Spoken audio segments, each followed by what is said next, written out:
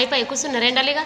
మరి ఈ చలికాలం ఇంతే ఎండలనే కూర్చుండాలనిపిస్తుంది. పొద్దుగల్ల లేచి నుంచి పడితే సాయంత్రం ఎండ పోయేదాకా మళ్ళీ ఎండలకి ఇవ్వనే బుద్ధి కాదు.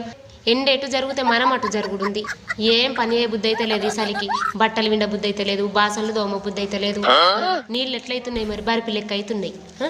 అన్నం తినేటప్పుడు నీళ్ళు అన్నది ఆ బుద్ధి అయితే లేదు. కానీ వాళ్ళన పండు వేసిరనుకో, ఆడ థమ్సప్ పోసిరనుకో అద్దన బుద్ధి అయితే లేదు, తాగుతున్నా. మరి ఎంతకద్దంట, ఎండాకాలం మేము పండు ఎత్త ఒక్కొక్కళ్ళు 3 గిలాసాలు తాగిరు థమ్సప్. దూపైతుంది అనుకుంటా. ఏంటికి ఇడ్చబెడితే ఇప్పుడు ఎంతన్నా సర్ది కానీ ముక్కులోకి వెళ్ళి గాలి వెళ్ళకుంటే తెల్లని దాకా జాగారం అన్న ఎత్తా కానీ ఇడ్చబెట్టి ఇక థమ్సప్ని 3 గిలాసాలు 4 గిలాసాలు దూపైతుంది అనుకుంటా తాగిర్రు. పక్కా యాదించుకున్న వాళ్ళందరినీ. ఇక వాళ్ళు పండు వేసిరనుకో ఎంత నానవడని ఎంతన్నా సలిపెట్టని పోయేది పోతా పండు కసలేడ్చబెట్టిగా. ఇక ఇప్పటి నుంచి ఎండాకాలం అసలే పండుగలు వేయం. జోరు ఆనలు పడ్డప్పుడే పండుగలు వేస్తాం.